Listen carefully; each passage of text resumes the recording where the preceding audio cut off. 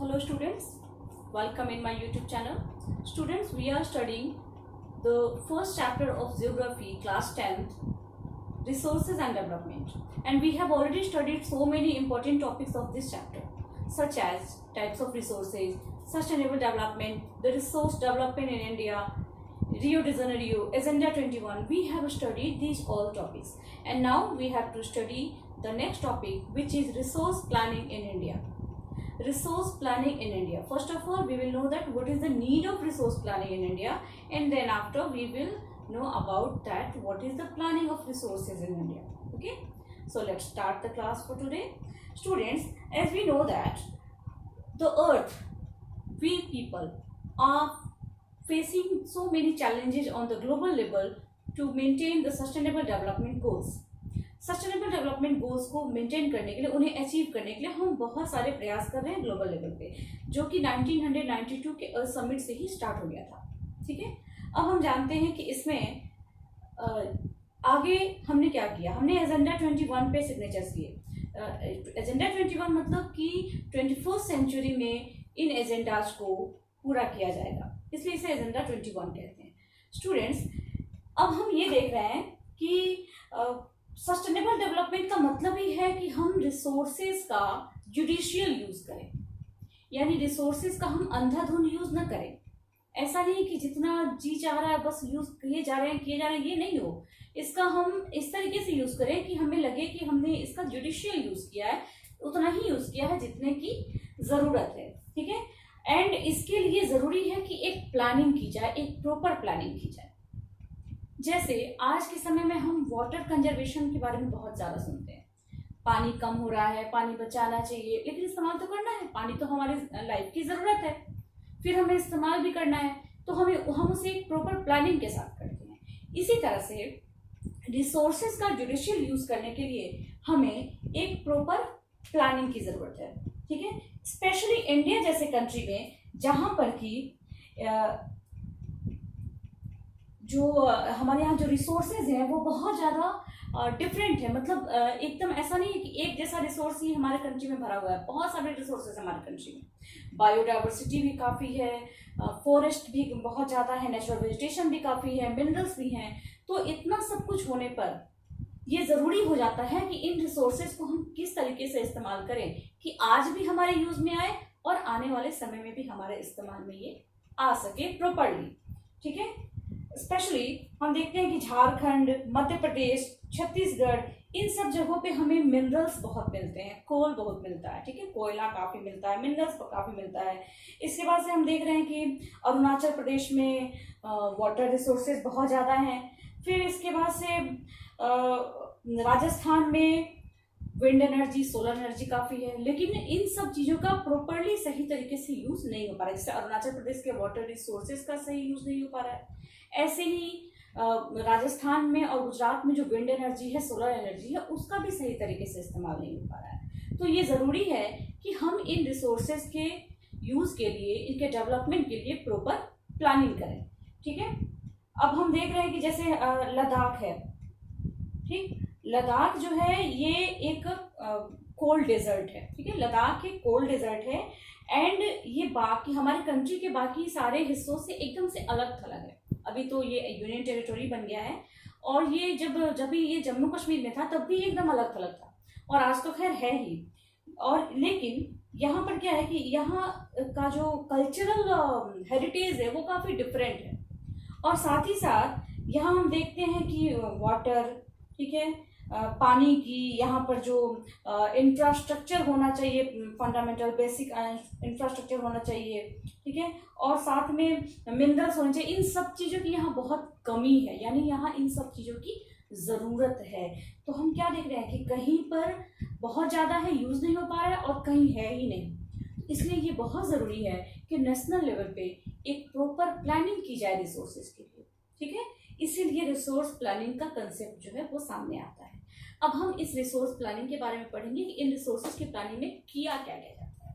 ठीक है, तो first of all resource planning in India, it is a complex process. ठीक है, resource planning in India it is a complex process. ये एक कठिन काम है, एक मुश्किल काम है, क्योंकि आप सोचिए कि एक पूरे कंट्री में कौन कौन से रिसोर्सेज हैं और कहाँ किस तरह के रिसोर्सेज पाए जा रहे हैं, कहाँ पर किन रिसोर्सेज की कमी है, इस पूरे चीज को आइडेंटिफाई करना, एक प्लानिंग करना। अब जब आप इसके बारे में जानेंगे कि इस प्लानिंग में क्या क्या शामिल किया गया है, तो आपको खुद ही समझ में आएगा कि ये कितना कठिन है। इसको आइए हम जानते हैं, देखते हैं। Identification and inventory of resources across the regions of the country.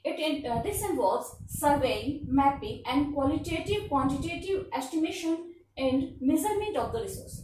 सबसे पहली बात तो ये कि हमारे कंट्री के अलग अलग रीजन्स में कौन कौन से रिसोर्सेज मिलते हैं, उनकी पहचान करना, उनको आइडेंटिफाई करना, ठीक है। इसके बाद से उनकी एक प्रॉपर लिस्ट बनाना। लिस्ट बनाने के बाद इस काम में ये देखना कि प्रॉपर मैपिंग करना कि किस जगह पे है, उनका सर्वे करना, क्योंकि कैसे हमें पता चलेगा, बैठे बैठे तो पता चलेगा नहीं, उसके लिए प्रॉपर सर्वे करना पड़ेगा, मैपिंग करनी पड़ेगी ताकि उसकी प्लानिंग की जा सके। और साथ ही साथ ये देखना कि किस जगह के रिसोर्सेज कितने, किस तरह के रिसोर्सेज की क्वांटिटी कितनी है और क्वालिटी कितनी है, ठीक है।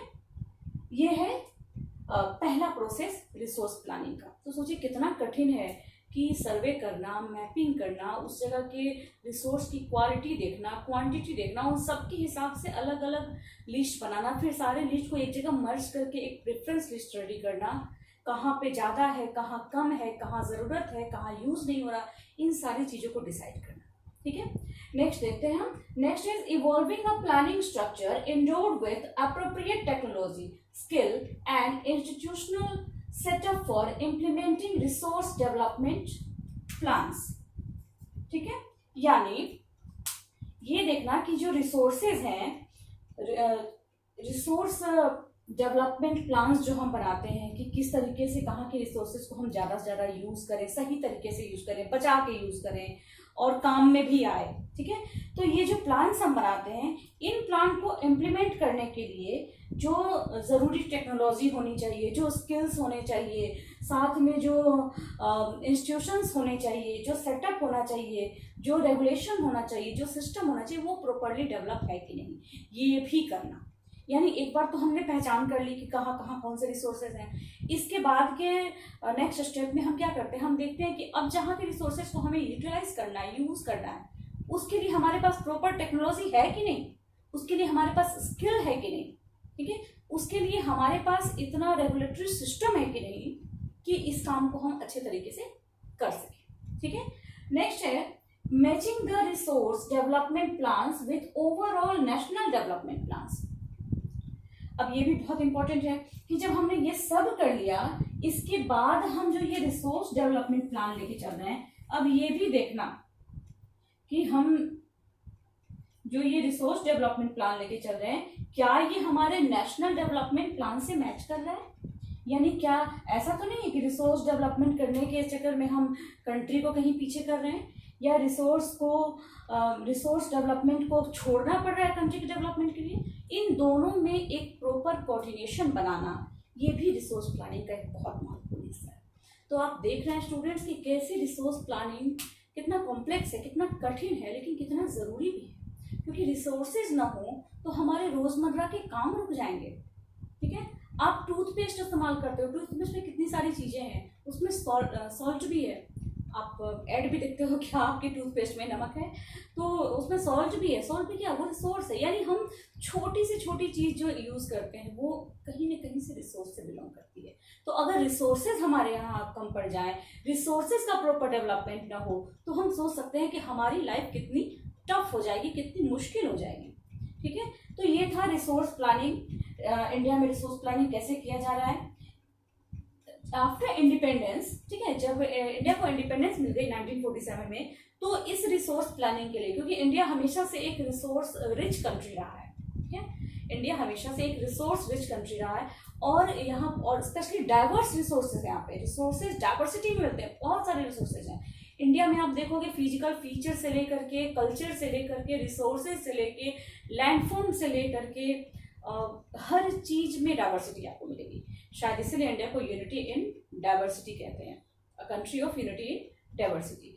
तो स्टूडेंट्स यहाँ पर इतने सारे रिसोर्सेज हैं कि 1947 में इंडिपेंडेंस के बाद से इसको इन रिसोर्सेज की प्रॉपर प्लानिंग करने के लिए जो हमारा फर्स्ट 5 ईयर प्लान था, आप जानते हैं कि हमारे यहाँ पहले 5 ईयर प्लान बनता था इंडिपेंडेंस के बाद से, और बाद में अब जा करके 2014 में जब नीति आयोग बना है योजना आयोग की जगह पे, तो ये 5 ईयर प्लान की जगह अब लॉन्ग टर्म प्लान्स किए जाने लगे हैं। ठीक है, तो ये जो 5 ईयर प्लान था, जो फर्स्ट 5 ईयर प्लान था, उसी समय से रिसोर्स प्लानिंग के लिए कोशिशें की जा रही थी, क्योंकि हमारे जो लीडर्स थे, हमारे जो हेड ऑफ द कंट्रीज थे, उन्होंने ये सोच लिया था कि रिसोर्सेज का जुडिशियल यूज बहुत ज़रूरी है, यूज भी होना चाहिए, वो भी ज़रूरी है, और जुडिशियली यूज भी होना ज़रूरी है।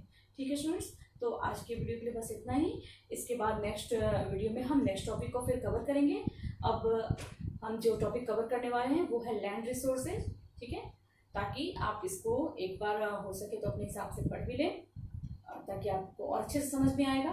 ठीक है स्टूडेंट, तो मिलते हैं अगले वीडियो में। तब तक के लिए आप रिवाइज कीजिए, पढ़िए, खूब पढ़िए, सुरक्षित रहिए, खुश रहिए और बहुत पढ़िए। ठीक है, बाय स्टूडेंट्स।